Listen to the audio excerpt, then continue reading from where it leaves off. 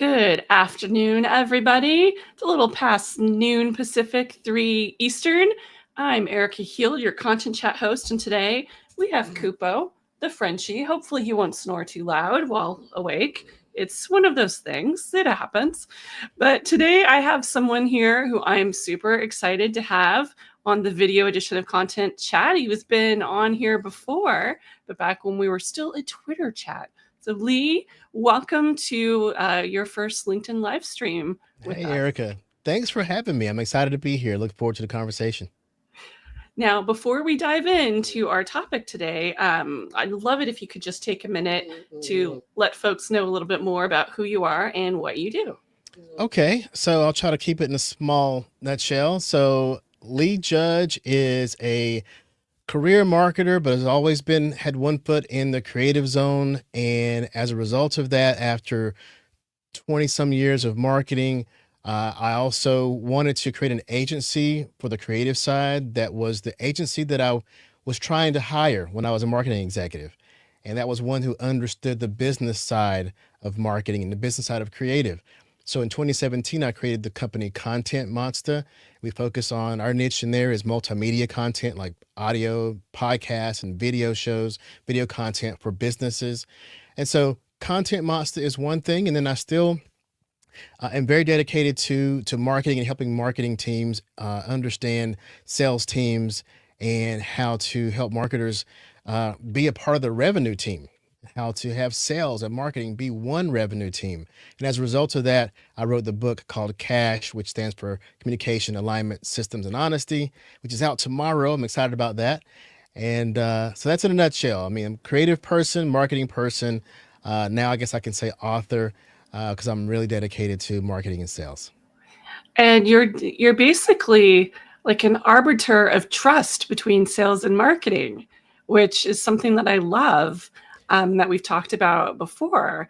But it's so important because you don't want to be in that situation as a marketer, especially on the content team, Yeah. where everyone just looks at you as being a cost center. You want to be a revenue generator. Yes. And I love that that is something that you feel passionate about.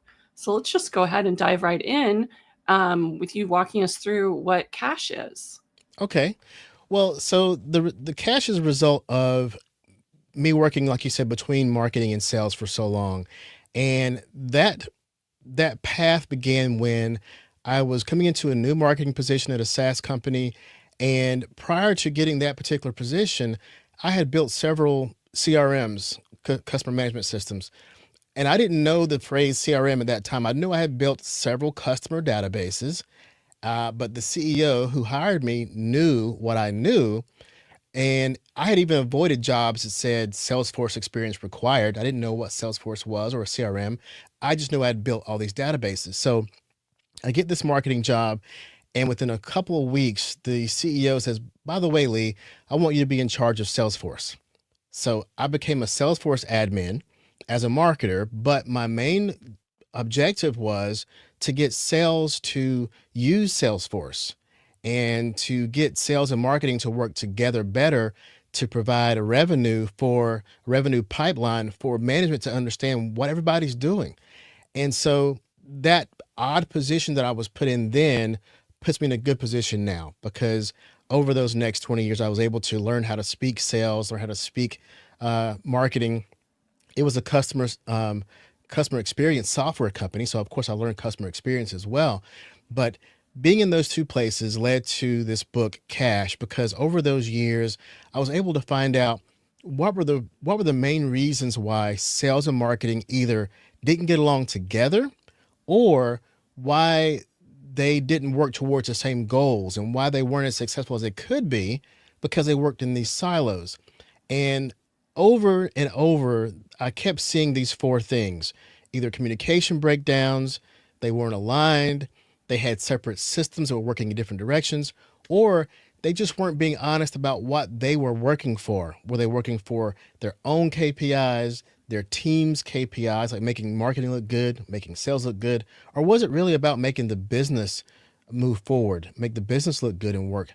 So those four things, communication, alignment, systems, and honesty, form this coincidental acronym of cash, which is something that every business needs to survive, right? So there's the term cash, and the subtitle of the book actually is "The Four Keys to Better Sales, Smarter Marketing, and a Supercharged Revenue Machine." And it's really about bringing those two together as one. I love that. And I think that's a really good place where we can start. Because as you talked about, typically, like, I love that you were in a position where you, as the marketer, got to own the CRM.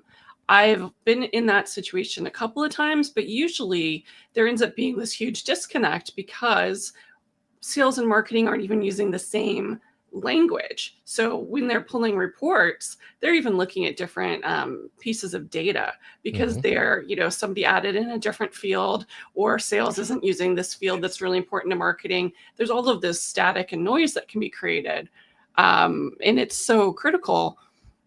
So in your experience, when you've been looking through some of the dysfunctional relationships, what are some of those areas where sales and marketing are really siloed, and really are struggling? Because I think, that's kind of like a good place to start. Yeah. And I'm glad you mentioned like down to the level of fields. That's something that at that level even is where you start to see the seeds of where these silos begin. At a separate company I worked at, I was brought in to implement their Pardot instance. And they were a Salesforce company, very large company, had thousands of marketers versus tens or hundreds. But they had Salesforce, and at that time they had Eloqua, and they were Mhm. pulling out of Eloqua, going into Pardot. And what I found was they had those two systems totally separate. So the customer journey was separate. So they would come into the marketing automation platform, go through those multiple marketing touches, webinars and white papers and such, all that marketing data. And then when they reached a certain score or level, they were exported out, pulled into Salesforce, brand new with no history. So That's so sales, sad. isn't that sad? That is, I was like, I'm not seeing this right, am I? What am I probably spent weeks digging to try to understand that I can't possibly be seeing this, but this is what it was. So my first goal was to set up Pardot and map these together as one customer journey. And that's when it comes down to that field level. Marketers had their wild west of creating all these new fields. And for that reason, the CRM, the Salesforce team, which was very strict and clean with their data, wasn't going to allow all this marketing crap to flow in there. Yeah. And that's because marketing was creating all these, every field from t-shirt size to dinner preference. And when Salesforce, when your CRM team sees that, they don't want that in their system. Yeah. So I understand why they were separate. So we got rid of hundreds of fields. And we also began trying to figure out what fields in marketing that were marketing fields, what data could we get into a sales report to show sales that marketing mattered in the entire customer journey of the customer they're trying to sell to. Now it's a very delicate place because you don't want to put the wrong things in there. You don't want a sales Right. report or a pipeline with, engagement metrics like, follows and likes. That'll just lose all your credibility right there. But if a salesperson is looking at their sales pipeline and they see that, oh, wow, out of these 10 customers, 3 of them attended 5 webinars and came to our trade show and they were on our website today. Who do I call first? Yeah. The person that was on the website today. You call them right now. That kind of information wasn't there when they didn't have those two systems connected. It was just a blank new person. Now, as we have evolved over the past several years, these two systems are coming closer and closer together, either because the same company owns both of them, like a HubSpot may have a CRM and a marketing automation platform together, or Salesforce owns Pardot. They may help people bring them together earlier. We still have this mindset of marketing data and sales data. And some of that happens even down to the license level. Like, do your marketers all have license to your CRM? Do your salespeople all have licenses to your marketing automation platform? Yeah. And are they encouraged to look in that data? Or is it just, oh, that's marketing data, we don't need that? So it's cultural, it's structural. That's the systems part of my book is, do you have the systems and your people to understand you need to have this information flow through marketing into sales, back to marketing, right? Because marketing needs to Yeah. know what's working, and is your technical system set up to facilitate that? So you're right. It really comes down to every little detail, right down to fields and data for us to work better together. And I think if you're in a company that really is serious about having that customer experience be the most important thing, then they realize this maybe a little bit more quickly than some other places. Because if you're focused on sales, if you're focused on growth, if you're focused on all of these other things versus being, really relentlessly focused on the customer experience, it can take a while to realize that these systems being siloed and the people being siloed is such a huge misstep. Yeah, and it's not difficult. I mean, if you have the most diehard salesperson who is focused on how they sell, but yet they don't want to deal with marketing, all you have to do is show them, okay, your goal is to sell. Your goal is to sell better. How can we help you sell better? Let me show you some data points that marketing has that you'd be fascinated with that can help you sell better. Like, what are your customers doing? What market data do we have on the whole market, not just the individual person that you can benefit from? How do you decide who to call on today or who to email today? Marketing can help you prioritize that. These are all things that marketing has that it behooves a salesperson to lean in on, to go to marketing meetings to see, what are they doing to help you get better leads, get the right leads. And sometimes it may be a matter of even sales helping to correct marketing. I spoke with the marketer last week, and she said that they had spent months on a marketing campaign only to realize that sales was working on a merger, working with the company to do a merger, and that the whole product line was going to change. And so the marketing team's over here touting, look how many attendees we had for this webinar on this product. And sales is going, oh, well, this product's going to go away when the merger happens. That's so They knew that. terrible. Right. And I'm like, some of these scenarios that I wrote about in the book, I want to think they don't really exist anymore. But then I hear stories like that. Like, Yeah. how can your sales team know that you're about to end a product? Meanwhile, your marketing team's campaigning on it. That's just, it's a horrible disconnect that actually happens more so than we think it does. And I hope the listeners going, oh, that wouldn't happen at our company. And I hope it doesn't. But even if it doesn't happen at that larger level, there are probably smaller things happening that marketing may be focused on and not realize that those don't matter to sales or to management. So that's another important point. Yeah. And it's just terrible to think that marketing wouldn't be aware of those situations. But there are a lot of organizations where the comms team might be aware and the sales team, they're aware that the merger's happening. But for whatever reason, nobody on the marketing team is invited to the table to be part of the process. Yeah. And, that's a whole other can of worms. Yeah. But I'll give you an example that's a lot more subtle because most people will say, well, that doesn't happen at our company because we're a little more aligned. A bit more subtle scenario is when we had a case where the marketing team was pushing a new campaign on a new product, which you would expect. Hey, new product, new launch, marketing, help us get this product out there in the world, which is normal. yeah. But then marketing found out they were having a struggle getting sales on board to help sell the thing they're marketing. Turns out, when you look at the numbers of the revenue for that company, sales knew their bread and butter came from the old product, right? And they were like, look, what we have is working. This Yeah. thing is selling like gangbusters. Why are we going to change to something new that we don't know about? Yeah. Now, there may be reasons. Perhaps marketing knows that there's a storm coming and say AI is going to wipe out that product. Marketing might know that, but if they're not communicating with sales is thinking, we don't see the storm coming. We know where our revenue is. We're going to keep on selling this old thing. So there's two ways of communication that's lost right there. One, sales should know, oh, this thing that we love selling that's working has a deadline on it that may stop working next year, next month. Yeah. But they don't know, so they do what they do that's working. Meanwhile, marketing is doing what's working by marketing this new product because they know the storm is coming, but they're not communicating with sales to say the reason why this campaign is launched is because Yeah. the product you're selling is short-sighted. So I divided the book up into, there's two places where I was very clear on saying, and this is in the communications part, One's called marketing to sales communication. Another section is called sales to marketing communication. Because I want to make it clear that if you're a salesperson, read that section and understand what you can do as a salesperson to communicate to marketing to help you do your job better. Yeah. And for marketing, this is what you need to do to communicate to sales to help your job work better as well as theirs.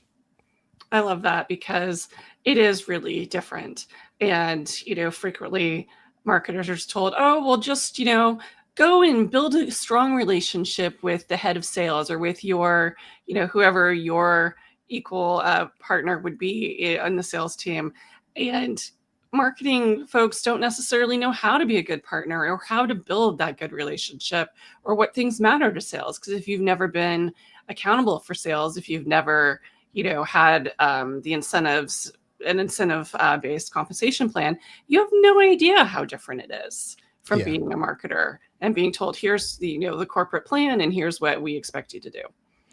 Yeah, and I think what gave me this opportunity to see more of what happens in sales is because the company I worked for originally, the CEO was a salesperson. They were hired because they had a sales background, and the previous CEO founder wanted that kind of person in place. And I indirectly reported straight to him, and he totally would not hear this marketing speak. Like, he was constantly challenged me if I was talking about, website visits or webinar attendees. That stuff just wouldn't fly because he was a salesperson at heart. He was a CEO. Everything I did as a marketer, I had to make it make sense to the business. Yeah. And every business doesn't do that, especially when the business is larger and the marketer only talks as high as the CMO. Then they never stop speaking marketing speak. They're never forced to. Now, some organizations are implementing CROs, chief revenue officers, that may allow marketers to spend more time looking at things beyond marketing speak.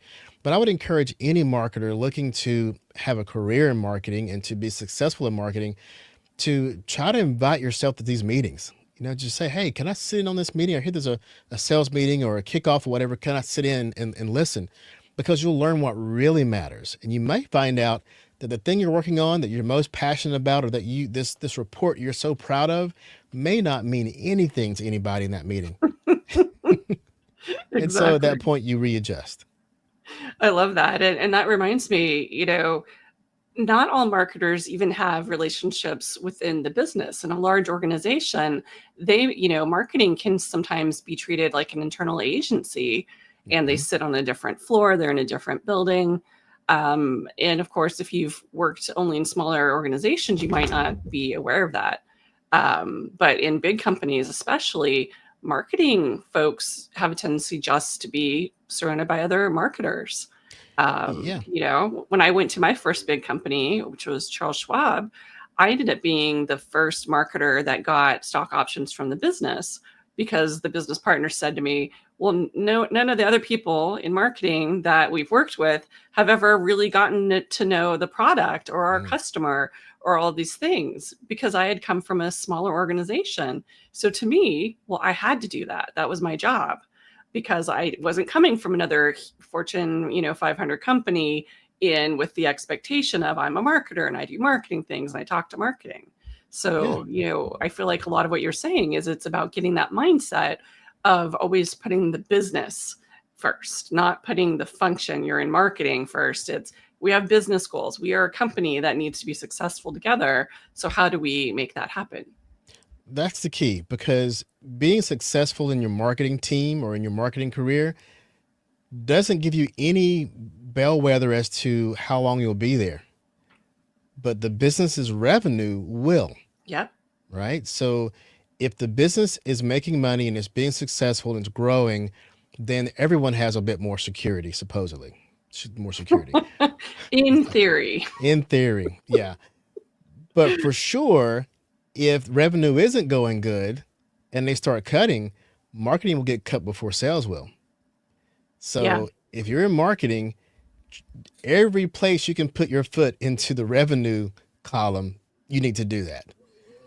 You need to make sure that you, as a marketer, your marketing team, does everything you can to be in the profit center versus the cost center, as you said earlier, because marketers traditionally have allowed ourselves to be in the call center. We're finally, because of data, we're coming out of that a little bit. We've been traditionally the make it pretty department, fix my PowerPoint department, the arts and crafts department. Arts and crafts department. Yeah. So we're coming out of that because we have data now, and we can say, look, this is data we have that you don't have. Let us share with you. This is company data that we happen to have. So that's helping. It's definitely helping, but only to the extent that a marketer comes out and says, look, I've got some data that can affect the revenue. Then you get their attention. And that data is not likes and follows and changes to the logo. That data is how can we correlate the marketing efforts to the pipeline velocity, like how fast are deals moving through the pipeline? How are we getting into new markets? How are we getting more conversations or engagement with people who are in our target accounts? Those kind of things matter to sales. Other stuff, that's fluff that doesn't give you very much grounding as a marketer.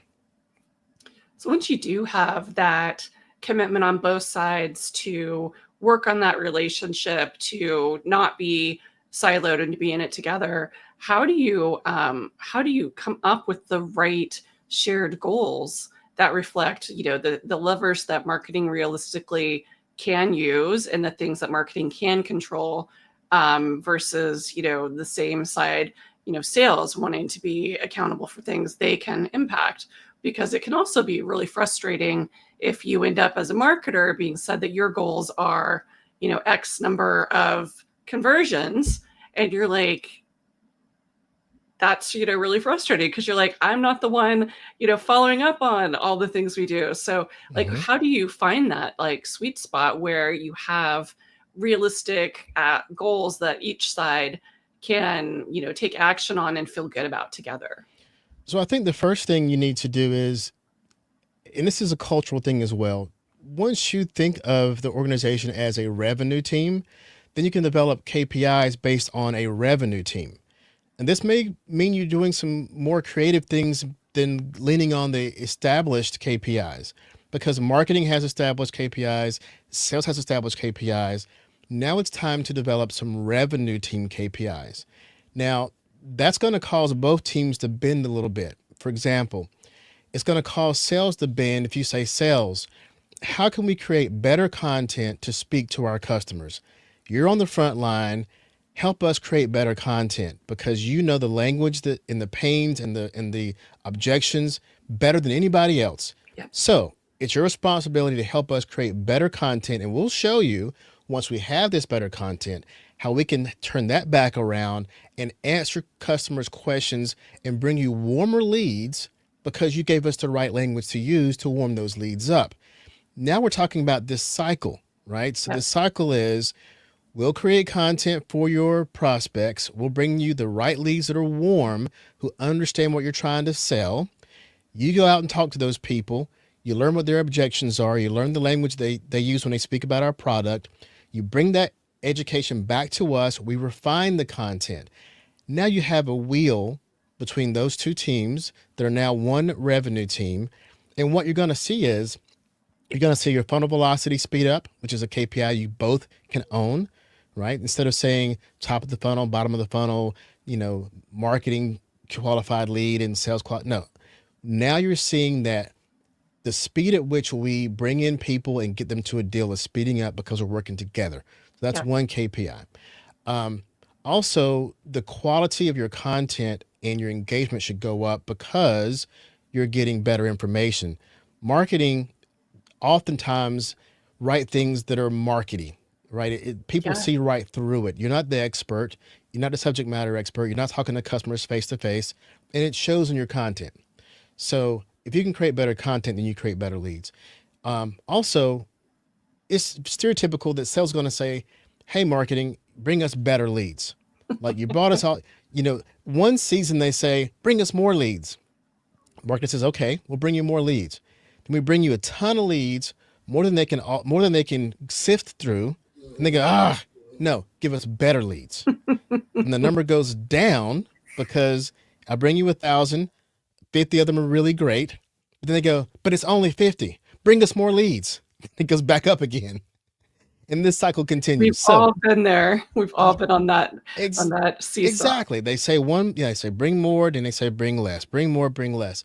You fix that by making it a revenue team objective.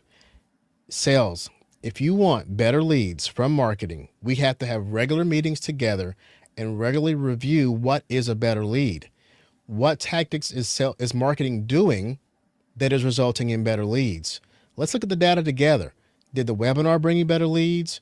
Did the webinar need to have a salesperson or SME or technologist on the line? When we had you on the line, did we get better leads that way? So all this works together. In fact, I would say in any of your content, if you can involve your technologists, your SMEs, your salespeople, your executives, you'll have better content and you'll get better leads because they're better educated. So when it comes down to the sales conversion portion, then sales can convert more people because they're better educated on your product and service. So to answer your question, yes, you develop a list of KPIs that are focused on a revenue team, not sales KPIs, not marketing KPIs, but revenue team KPIs. I love that. And I think this is a good place for us to kind of dive in a little bit, because I think, it's great to get the feedback from sales on content you've created, but it's even better to have sales be part of the initial content strategy. Yes. And that kind of, the overarching process that you're going through, where you're having the annual planning session with, the other folks in the organization that create content, having sales be part of the process. So I'd love your insights in really how you can involve sales in the content strategy and what they're able to bring to that conversation that can really help everybody who creates content across the organization. Yeah, well, the birth of Content Monsta came from that exact thing. I was a marketing director. I needed content, but I wanted that content to be specific to customers' questions. And I knew that marketing just wasn't on the front line. Marketing wouldn't say the things that sales would say. And I thought, okay, how can we, one, create content that's better aligned with what customers, their pains are and objections? And two, how can we put it in the language that they speak when they talk to sales, so that sales can have a 24-hour-a-day salesperson on our website when sales wasn't on the phone or on the email? So what we did was we began interviewing our salespeople, putting them on camera. And we would say, look, let me ask you about our product. Let me ask you about what our customers are saying. How do we solve this? What does our product do? What's in the pipeline in terms of our product roadmap? We would just ask all these kind of questions to sales in a casual manner on camera. We began to get some of the best content, and it worked great on our website. It worked great on YouTube, because it wasn't marketing writing this stuff. It was a salesperson doing what they would do when they're talking to a customer. Yeah. And they naturally would bring up things that every customer would ask, that they hear every day on the phone or in the field. And it was just way more natural, believable. We even had some of our engineers, our technologists who were talking about the product in a way that was much more sincere than even the salespeople could do, because they weren't trying to sell. Yeah. They were just proud of their product. So after a few months of doing that, I had a client. It wasn't a client at the time. I had someone reached out to me on LinkedIn and said, "Hey, Lee, these videos you did, was that by an agency or was it done in-house?" I'm like, well, kind of both, because I work here. I'm the one who needed the video. I'm the marketing director. I needed these videos, but I use my own equipment and knowledge to create the videos. So kind of both. And they said, well, can you do that for us? There's no conflict of interest. And there wasn't. So I began creating this kind of video content sourced from internal employees. And then that was the birth of Content Monsta. And here we are. That was 2017. Today, we still do that. And some of the best content we get now is conversations with executives, SMEs, technologists, salespeople. We even do some financial advisors. It's people within the company who know their audience very well. And from that comes video content, audio content, written content, social content. All of that comes. And it's also very SEO rich because it's original. Yeah. It's not AI, because marketers, we can go out and AI stuff all day long and get the right sounding words, but it's words that have been used before in that same order. Yep. it's not this new conversation with opinions. When people say I think, I feel, in my opinion, in my experience, AI can't accurately do that as of yet. So that's an advantage when you see the CEO or the CTO, the technologist, the SME talk about something with passion, and that cuts through all the noise we have right now, especially with AI noise, is to have someone on camera discussing their solution directly to the prospective customer. And that's the best kind of content right now you can make. And what's a shame though is sometimes we have all this great content, yet it kind of goes into a black hole. Mm-hmm. Because I don't know about you, but we can come up with this amazing strategy that has the buy-in of our sales contact. Everyone's really excited about it. And then, fast forward a few weeks and you're still seeing salespeople sending out, email newsletters they made themselves and, flyers that they created from scratch. You're like, oh my gosh, what's happening?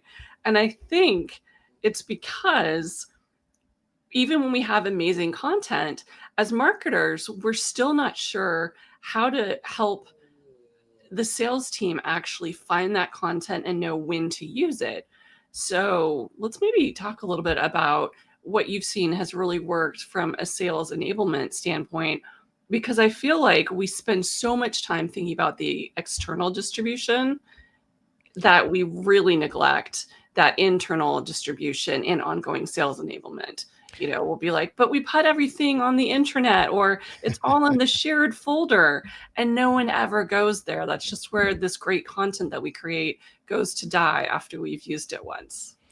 Something I did a while back at a previous company that was very successful was writing an internal email every week, showcasing what we just delivered. Now, it can't be everything. If your company is really large and you're cranking out tons of content, you need to be very careful about how wordy and how beefy your emails are. But you need to intertwine that in things that people really, really want to see. Like, I would add in things like, hey, books you might want to check out this month, right? So they knew at very least they'd get a new book or something new, interesting. Podcast you might want to listen to this month to make your job better. Mention somebody internal in the company. Those are three things that they may go, you know what? I may not care about this newsletter, but I want to see if my name showed up. I want to know that new podcast or that new book maybe I should look at to make myself better in my career, in my job. And with that, you say, by the way, this webinar we did last week was a success. Check it out. Or this white paper we just is released, is available for you. It will help you sell this product for this reason. Or we're hearing this objection often. Here's a new article we wrote to answer this objection. Send it to your clients before they even ask. Those kind of things, internal communications. I've seen that done in the form of newsletters. I've done it myself in forms of newsletters. Then you also have internal podcasts. We produce some podcasts for our clients that are only internal, so that when your sales marketing team, your company is in their drive time, they can listen to a 10, 15-minute podcast that says, hey, guess what's happening in the company? The Halloween costume contest is this Friday, and we have this new article that's doing really great. You mix it in there with other stuff. Employee of the month is this. Don't forget we have this webinar on that, and our new product launch is Friday. Be sure to tell your customers that the new upgraded board is fixed or whatever. Intertwine those things. So we have newsletters, we have podcasts, and then we have including your people in the content you make, because then not only do they know it's been made, they're eager to share it. Yeah. And it's funny because similarly, like thought leadership content sometimes goes to waste because the person whose name's going on it wasn't really involved in the process, because it's not true thought leadership. I don't know if you've seen that, but I've certainly seen that.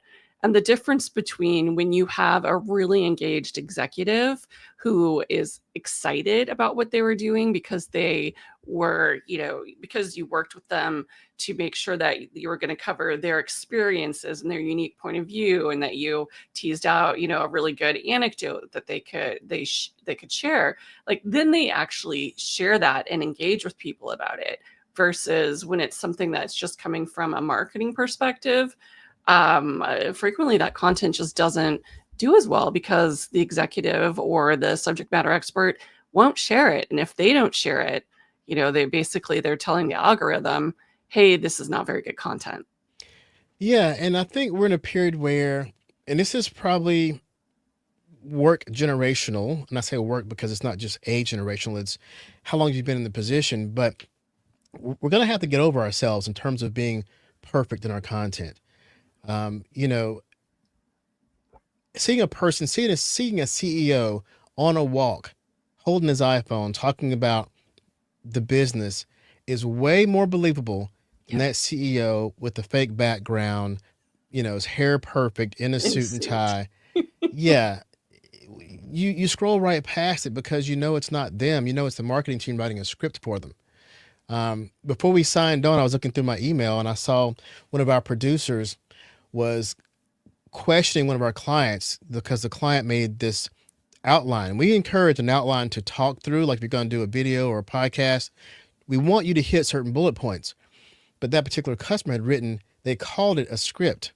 And we're like, okay, we heard a nasty word in there, the S word, script. And we're like, we want to be clear that you don't intend to come online and record this as a script. We have a coach that coaches them through the recording session, but we forbid our clients to read a script because it's not going to be good content. No, And and so, the worst part of it is either you're going to see them visually reading like this, yeah. or they're going to try to memorize it and they're not going to memorize it, which means they're going to be talking and then realize they forgot something and then they're going to panic. Oh, yeah, that's the land of 1,000 takes right there. Yeah, Exactly. we've been there before too, the land of 1,000 takes. That's why podcasts work so well because people understand how to have a conversation and they just do it. Like we've been talking for 30 minutes now and we haven't had a script to guide us. And I'm Exactly. sure we've given some value to people who are listening too. But if we had tried to script it out, people would have tuned out already. I mean, it'd been boring. It would have been boring for us too. For us, yeah, it'd be tiring. We could talk another 30, 40 minutes. I wouldn't be tired. But if I was reading a script and trying to hit certain bullet points too much, it wouldn't be fun, wouldn't be interesting. So that's just a very valuable lesson for marketers to try to figure out within your organization how to loosen up some. We've worked with companies who were very, very strict. And as a result of that, they move very, very slow. Their Yep. content production is very slow. Their competitors are beating the crap out of them with volume and quality. They can't figure out how to keep up. And sometimes it's just their culture. They're like, hey, how can you help us compete with them? And we end up hitting a roadblock after getting involved with these companies to say, oh, well, here's the thing. They don't have a 10-person committee trying to script every video. As long as you have that, you're not going to catch up with them. You need to take off some of these weights. They're in jogging shorts and tennis shoes with no shirt on. They're just running wide open, getting it. Meanwhile, you got on a ski outfit, some boots, and some weights hanging by you, talking about why can't we keep up with them? Well, take off some of that weight, some of that perfection weight, some of that studio needed weight, some of that I'm afraid to be on camera weight, and then you can catch up with other folks.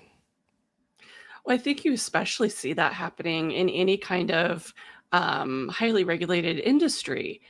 But what's funny is that kind of becomes a crutch. They start thinking, oh, well, we can't do these things. But then you're like, but your competition is But doing your these competition things. is somebody's doing So, it. you know, is it that they're just really not at all concerned about risk, or is it that they figured out a way around it?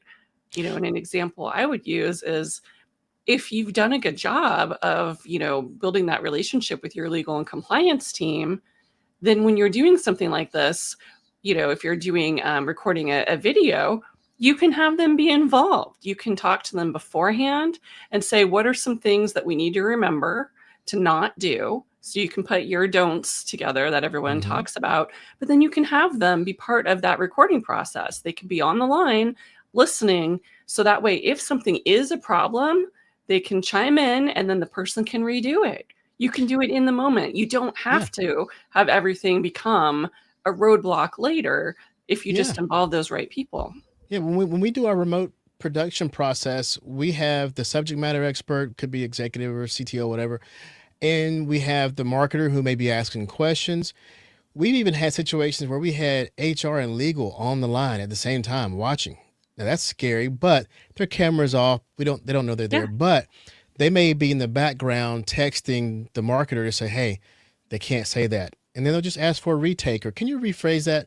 Yeah. That way when the natural conversation is done, you're within compliance, you have your content and it's done. And something else you mentioned earlier too, Erica, is that it goes along with the honesty part of my book, which is, let's be honest, are you really trying to push your company forward or are you trying to be safe in your job? Now, I'm not saying put your job at risk, but I'm saying if boring keeps you in your job and you're okay, like, you know what, we could push the envelope a little bit, but that might give me too much shine and that could cause me to be exposed and for what I'm doing or not doing, that's keeping your company content boring. It's really not serving you as a marketer. The Yeah. marketers who take a little bit of chance to throw out some ideas, to try some things in the long run, I can tell you this from a management standpoint, that marketer is going to be favored more than the marketer who plays it super safe and is never heard from. So let's be honest with ourselves. Is playing it safe really safe for your marketing career? I would say no, it's not. And many marketers can hang out in the shadows and play it safe behind corporate guidelines for years. And that may be fine for them, but it's not helping your marketing team. It's putting you at more jeopardy by not risking things a little bit. You can always pull the plug on something. And right now, video production is not as expensive as it used to be. Yeah. So you can create 10 videos for what it used to cost for one. I mean, I know as a producer, as a company who provides these videos, our biggest challenge in selling our service is getting them to talk about video because they expect it to be so expensive. Yeah. They're like, you know what? That stuff probably starts at $10,000. Let's not even think about video. Like not realizing it starts at more like two or Yeah. less. So they So it's not don't the same know. because you used to have to send to somebody who was a really good camera person with their rig, with all their lighting. They'd have to set up in the office. It would take all day That was and it us. We would did that. cost all of that, We but did you that. don't need that for most situations. Yeah, yeah. I mean, and there are cases where, I have in my book this quality versus quantity funnel, and it matches quality and quantity versus the sales funnel. And it talks about how the top of the funnel, quantity is so much more important. And when I say quantity, it doesn't mean the quality of what you say isn't there, right? You can still have quality, valuable information, but you don't blow your production budget at the top of the funnel because you need 10, 20, 100 pieces of content Yep. at the top of the funnel because you don't know if everybody you're spraying to is even going to be a customer or even going to be interested. As you get further down the funnel towards interest and action, then you spend more money on production and do fewer pieces of content because people are more likely to convert once they're in that level. So quality versus quantity, that debate to me is very clear. And people say, well, should it be one or the other? It's not one or the other. It's win one and win the other. So I'm very clear about that. So I know we're coming up towards the end of the hour, but I really want to hear from you. For marketers reading the book, what do you feel like are going to be like the top 3 takeaways that they're going to get by investing the time in the book? Well, I think the top 3, let's go with the first 2 is depending on your role. If you're a marketer, you're going to understand and learn more about how to make yourself relevant in the organization as a whole, how to get beyond vanity metrics, how to find out how in your organization do you apply the book to go in and find out what matters to the organization. How do you make your efforts and your marketing team move into the profit center and out of the cost center as far as possible? That's the one thing for marketers. For sales, when sales says marketing, you're not giving me good enough leads, sales will learn why that's not happening and how they're a part of that problem, how they need to be a part of marketing in order to help them do their job better and get better leads. Yeah. And I think the third thing they'll learn is that if you perform as a revenue team, People tear down the idea of the funnel. Well, there still is a funnel, but the customer journey is messy. People come out of the side of the funnel and go pick up a buying group, come back into the top of the funnel. It takes sales and marketing the whole time. Like top of the funnel, yes, even sales is involved there because top of the funnel is where they get this content that's created by marketing, influenced by sales. So yes, sales at the top of the funnel, which people don't think about that. And then, yes, marketing is at the bottom of the funnel because that decision process needs that in-depth content that marketing makes. And when they do become a customer, that delight and loyalty phase only happens because they keep hearing from your product, from for your company. They keep hearing from you. They keep being delighted. They learn about your upgrades and your upsells, and they're happy to be your customer. And that all of that, top to bottom, requires sales and marketing to work together. So that's the third thing, is how to become a revenue team. And I'm so glad you mentioned the part about once people become the customer that they still need to hear from you. Marketing's job isn't done, content's job isn't done.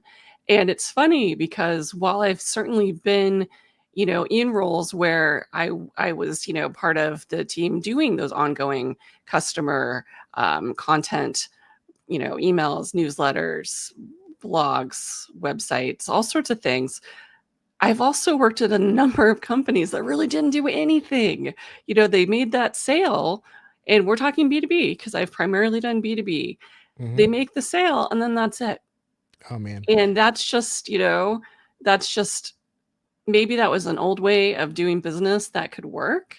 But things aren't one and done. You don't purchase once and then never, upgrade or never change providers or, so it's just really, it's such a good point that you made there because you've got to be thinking about it on an ongoing basis. And if you're a revenue team, you see that you have visibility all the way through. I mean, we can mark in our pipeline at Content Monsta customers who have either ended service for some reason and came back and bought a different service only because they heard from us that we had the different service. Like we've had podcasters who might have podcasted for a year, their show ended because their host left or something, but then they kept getting our emails and they come back and become a video customer. And we do video series for them only because we didn't just throw them away when we finished that relationship. I mean, even while they're a customer and even after they left us as a customer, we kept informing them and nurturing them to become a customer again. So yeah, you're right. It doesn't stop whether you get the deal or not. It doesn't stop when you keep on marketing and building that relationship. So smart. Well, tomorrow is when the book comes out. Where can folks find it? Well, primarily, I'd love for you to go to aleejudge.com. You can go there and get the book, or you can go aleejudge.com/cash. That's the place I would love for you to go because it goes directly to me in terms of we'll get to build a relationship. I've got a community you'll be able to be enrolled in to learn more about the book. And you can hear there's a podcast behind the book that was derived from people who were interviewed in the book. You get so much more content. If you don't go that route, there's still Amazon, Barnes and Nobles. It's all those places. And you still have a chance, there's a QR code in the book if you want to still join the community. But yeah, if you go through aleejudge.com, then you can join the community as well as get the book audio version or print version, whichever one you like. So I look forward to hearing your feedback from the book, growing with you, seeing you in the community after you get the book and all those good things. I love it. And I'll make sure that we link directly to your website, to the Cash landing page from this recap when we publish it. So we'll link to it both on YouTube and on the blog, because I think, folks definitely, I want them to check it out because it's so important to have those really solid relationships between your sales and marketing teams, especially if, when we're in situations where we're seeing all sorts of companies doing layoffs. You want to be able to prove your value. And I think a big part of it is what your other colleagues think about you, those relationships you have. You want your folks on the sales team saying, you can't get rid of my content person. You want to have them be, on your team. And I think your book definitely is going to help folks, get into that positive working relationships so that they can really create content that matters. I hope so. Love it. And with that, I think we're going to be done for today. But so in addition to your website, what's the other place folks can look for you if they want to follow along and see more about what you're doing, both for the book and just in business in general? So my favorite social hangout is LinkedIn. So you can find me there at A. Lee Judge. A is my first initial, A, Lee, L-E, Judge. And then also there's Content Monsta. If you want to learn more about creating content for your business, the blog there is more about content creation for business, and the blog on A. Lee Judge is more about sales and marketing. So if you're a content focused person, of course, also go to Content Monsta. It's with an A on the end, MONSTA.com, and you can learn more about content there. All right. Thank you so much for sharing everything about your new book with us today. And everyone, see you again next week for more Content Chat. Bye, guys.